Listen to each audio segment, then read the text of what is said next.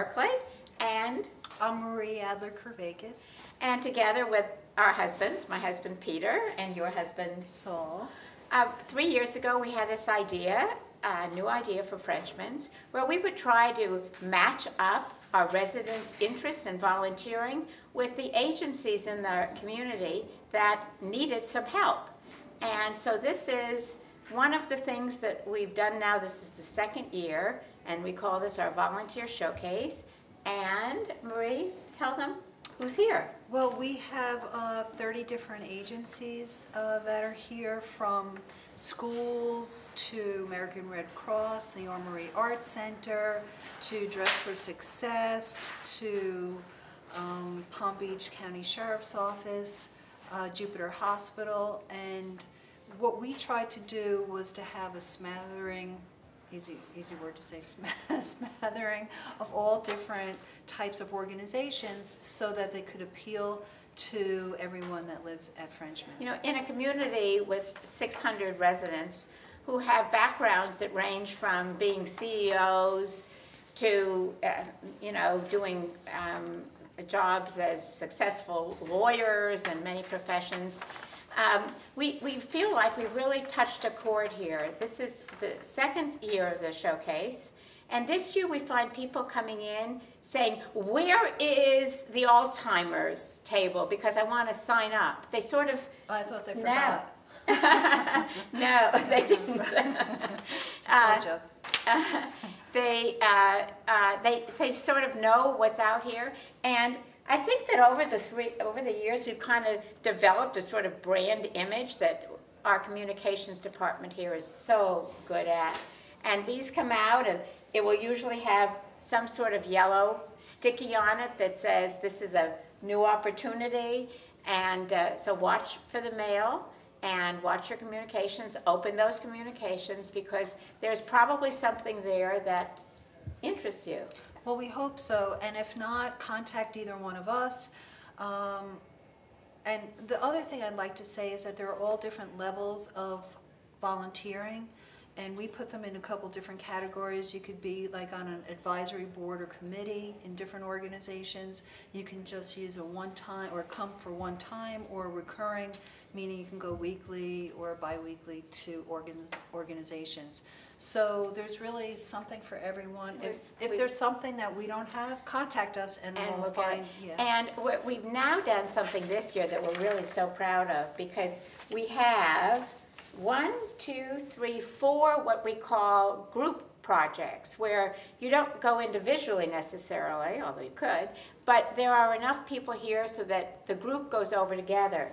And for the first time, we are going to participate in a habitat build about 20 minutes from here, and that was one of the most, many people came in today and said, where do I sign up for Habitat? Or Dress for Success. And then we're going to have a Dress for Success program for collecting the clothing that women who are first going out into the workforce will be able to deposit at a particular location. That's going to be at the end of November. We have about 50 women that will be working on that, making sure that they're there to collect your items.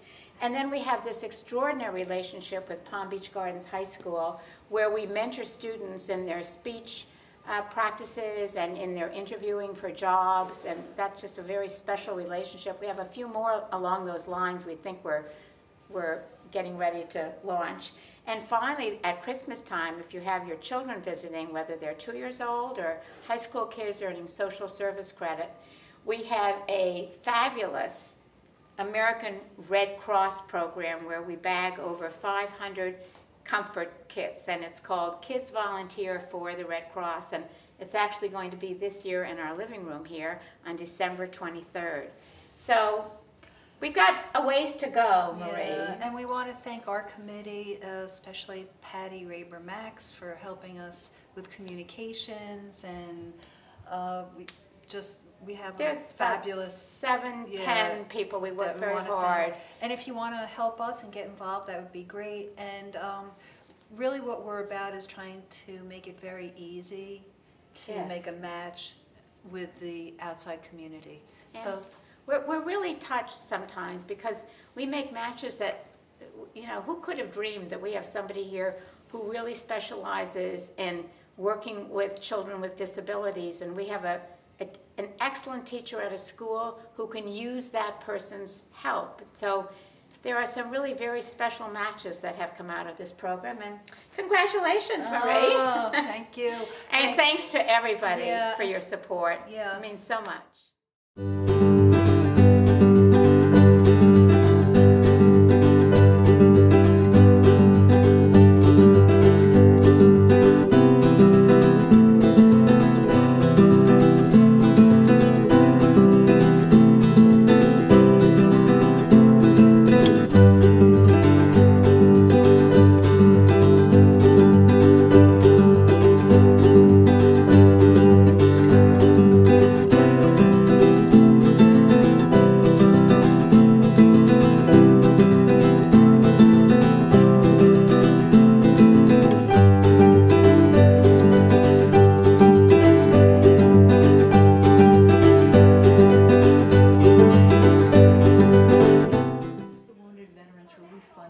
Obviously, the name may be self-explanatory, but for those of us who aren't in the know. Absolutely. The Wounded Veterans Relief Fund works with all post 9/11 wounded warriors throughout the state of Florida. We started right here in Palm Beach County in 2009, and we fill a gap for the wounded warriors and their families after they come back from the war with a disability, whether it's post-traumatic stress disorder, and equally important, you know, a physical disability, missing limbs, whatever the case may be. And while they're going through that disability rating process or getting their initial care to receive employment, gain employment, there's a gap where they can afford to provide for themselves and in most cases even their families. And we provide that relief, whether it's through assisting through the VA with the post deployment teams that tell us about these veterans and their problems. Then we work directly with the bill collectors, we work with the VA, and we provide that funding to get them through this very, very difficult transition back into the civilian life. So are you sort of the stopgap between the VA and getting it done? We You're in that are middle the section? stopgap. We are the agency, the nonprofit agency, that when most of us are retired military, and we understand the difficulties and the hardships for these wounded warriors and their families, and because of that gap, because we know there's no funding for them anywhere really, and without going to several different nonprofit agencies, we have the ability to work directly with the VAs and take care of these families in the interim of getting themselves back on their feet. You know, there's been a lot of press and criticism of the VA and the time lag when people need help. Does that make your job even harder because of that time delay for you to be providing the services that are needed at that time? You actually hit the nail right on the head. That's exactly why we started the Wounded Veterans Relief Fund. And the problem is while they're reckoning that issue of the time delay, and for some veterans it does take more time than others as they go through their rehabilitation process. But it's to us it's ridiculous. And a veteran shouldn't have to wait and wait and wait. And they're in such need and such hardship. For us, it's heartbreaking. So yes, we do feel that delay. And we are welcomed by the Veterans Administration because they understand that gap is there. And we're welcomed by the Veterans Administration centers. We work with almost 40 of those throughout the state and all 7 VA medical centers in the state of Florida. How do you get your funding? Public support, events,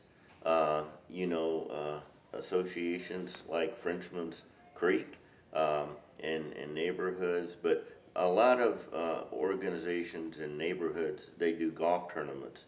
Just today we have a golf tournament in Doral. We have one next weekend in Tampa.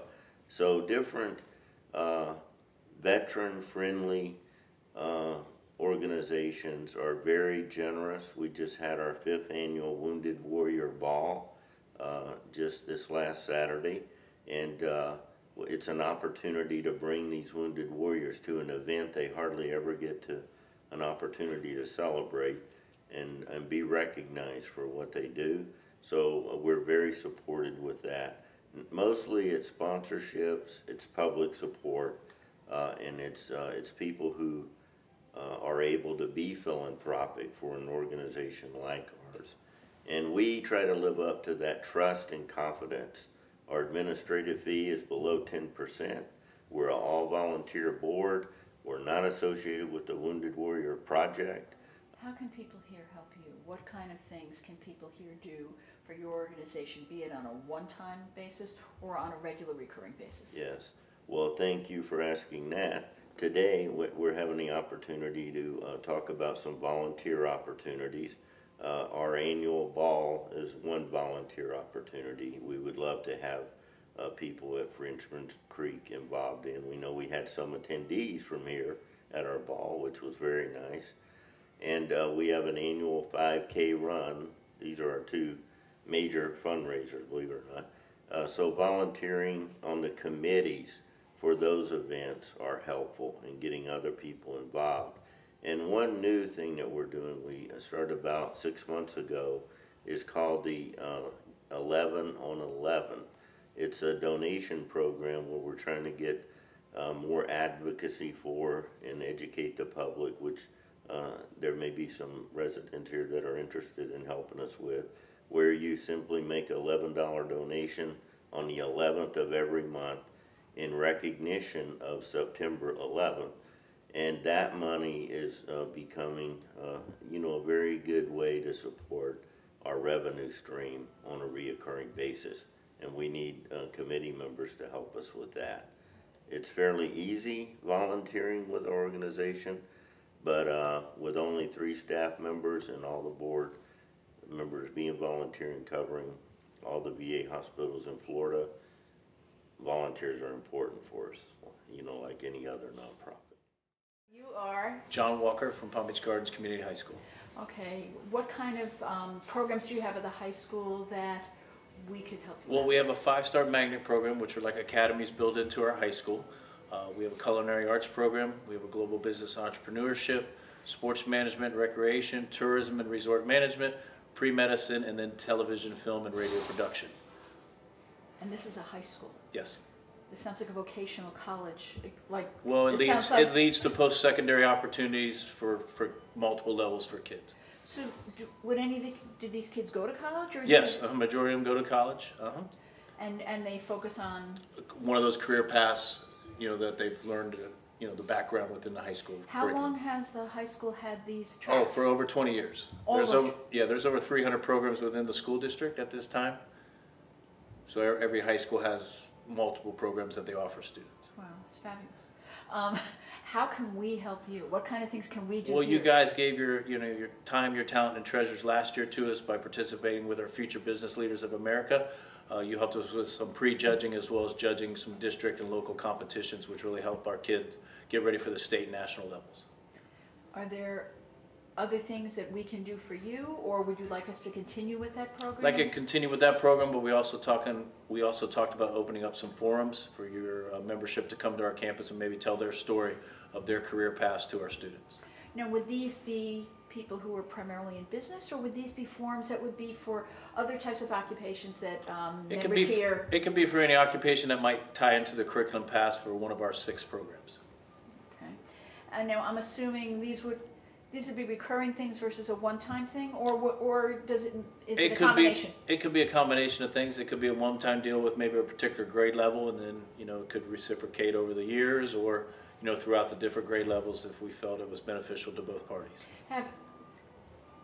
Of the 6 programs, have you found either that some are more successful than others, some have more participants than others, some have a greater track record in terms of employment afterwards? Is there a way that you evaluate these? No, they're all about the same as far as that goes. I mean, it's kind of what the kids want to make of the process and the education that they're given, the opportunities they're given from the industries and businesses, and as well as, you know, people in your membership that give their experiences to how they got started. Do you have good participation in these programs with the kids in your, or is every kid required to participate? No, it's not required. It's a choice. So the kids pick which program they are interested in, then they apply through the application process, and then it's a lottery selection process for them. Tell me again how you have benefited from when our members have helped you with the business I'm a program. firm believer after 27 years in education that the more voices they hear and the more things that they hear over the course of time, it may not impact them directly now, but down the road it could click in and maybe help them make a decision that can impact their life. Okay. You have done some volunteering. I wanted to know why you've done it and who you've done it for, and then I'll get into what you've gotten out of it, okay? Okay, I volunteer at the Ernie Els School, which is founded by Ernie Els, who has a son who has autism.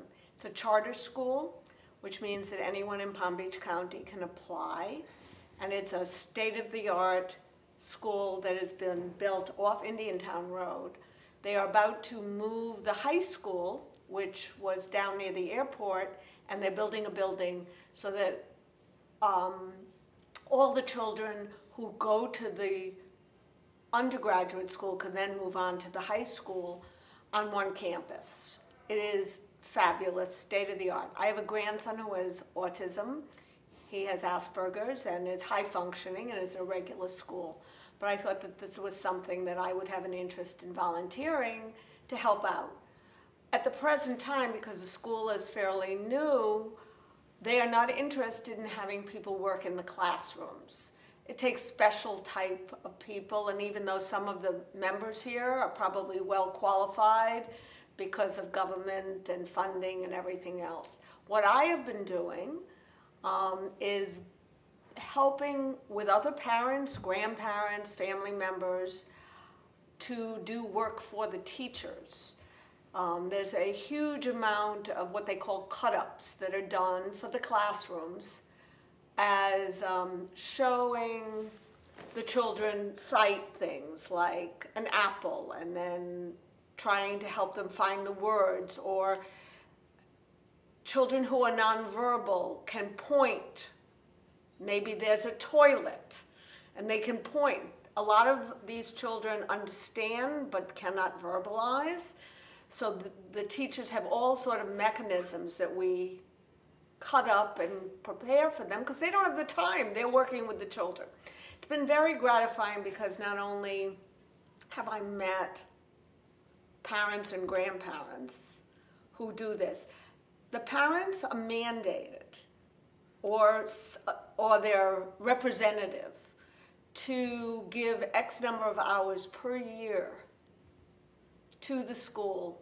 So this is one of the projects they can give an hour or 2 hours, and it helps instead of payment, this is something they can give back.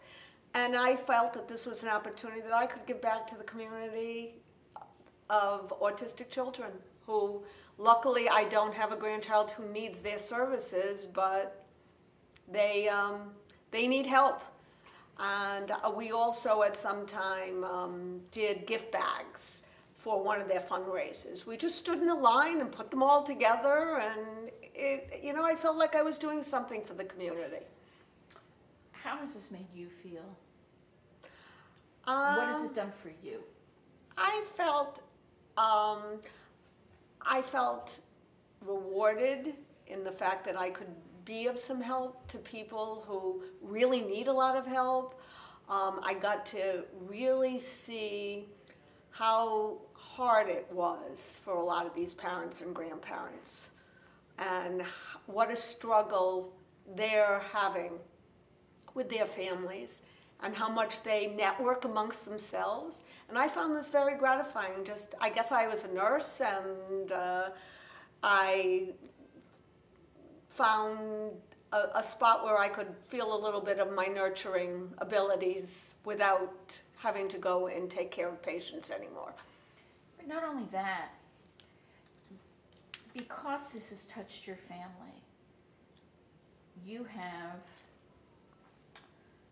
a different perspective, a different knowledge, a different attitude, and probably understanding to share with these parents. You're not coming in cold.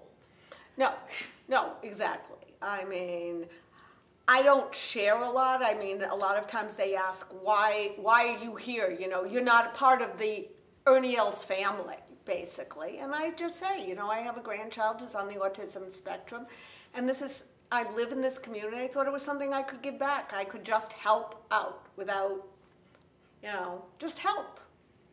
How often, what time commitment did this require of you? Well, you don't have to sign up ahead of time, which is a great thing. They do it on Wednesday mornings for 2 hours. So it's a 2-hour thing, and you can go whenever you want. I mean, I don't have to register, which I like. You know, if I have another commitment, I don't show up. Obviously, it goes on the school schedule, so during holiday periods when my grandchildren are visiting, they don't have school, so I'm not going then. I didn't get committed to this till probably January of last year. I probably went a dozen times during the school year, and I've started to go again this year. That's it. I'm Deborah Morgan, the Executive Director of Palm Beach Harvest Incorporated. Tell me, what is Palm Beach Harvest? What we do is we rescue surplus food that's going to be thrown away, and we share it with over 100 agencies in Palm Beach County that have feeding programs or food pantries. Is this done on a daily basis? It's done on a daily basis, and we say 365 days a year we're transporting food. And what we do is a store like Whole Foods, Costco, we have over 105 food donors, and what they do is the food that they're going to dispose of, we pick up that food and we'll take it to an agency. We're divided up into 9 zip codes so that the food donor, our volunteer transporter, which we have about 75 people transporting food right now. We have about 150 volunteers total. They'll take it to an outreach that's close to them within the same zip code. They'll drop the food off, and then the agencies can feed their clients. Are the agencies under a certain time lag? In other words, if I get the food tonight, does it need to be dispersed by X day, or certain things more perishable than others, or certain things have a longer shelf life? Most of the food that we're transporting is perishable, and we pick it up very early in the morning, and most of the time that food is used up that day in some sort of a meal or something like that, or distributed back out into the community.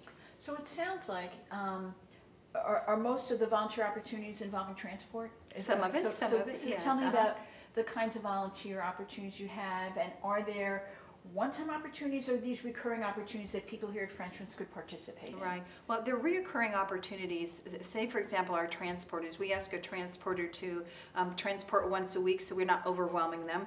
But at the same time, since we're, you know, a kind of a grassroots organization, we're always looking for volunteers to come in and volunteer and do something they want to do. If they want to make some phone calls to try to help us find some more food, or to help us with some administrative duties, you know, picking up, like being a receptionist, for example. We have a line in the sky, we call it, and then we have some dial in, get the messages, and then, you know, distribute them out to, you know, the different people in our organization, different things like that. I have to tell you a little bit about hunger.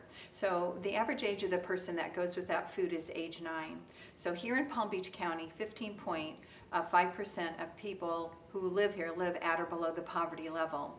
So we have people, approximately 225,000 people a month go without 1 or more meals per month because there's not enough food in the home to feed these people. They're very, very food insecure. So the amount of food that we rescue, and we want to say we rescue between 3 and 4 million pounds of food a year that otherwise would be thrown away. We value that at $6 million worth of food. So yearly too, the food waste that's happening globally is 1.3 trillion pounds of food are hitting our garbage heaps. And so it's ruining our environment. The greenhouse gases that are being emitted, you know, are ruining our planet. And so if we were to kind of come to grips with these companies that dump food, rather, and then feed people with it. There's more than enough food to go around. It's about educating and about getting out and talking to different, entities that have this food that we can rescue.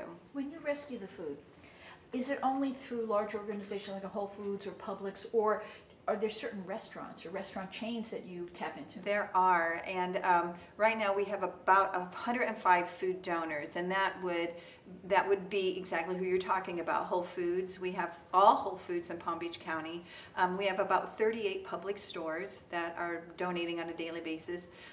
We have 16 KFC stores. And out of those 16 KFC stores that have been donating now for 2 years, we rescue monthly 8,500 pounds of food that would be thrown away just from the KFCs. We have Longhorn Steakhouse, we have Outback, we have Red Lobster, we have Olive Gardens, we have Carrabba's, we have Cheesecake Factories, we have Yard House, I think it is here, we have Capital Grill. So we're really honing in on all of these restaurants. One of the things that I think that your folks here at Frenchman's Creek could do is maybe do a golf tournament for Palm Beach Harvest to raise funds so that we can go out and give gas money to our transporters who are doing it and paying for their own fuel and things like that, and help us raise money so that we can raise awareness in Palm Beach County about not dumping food and throwing it away.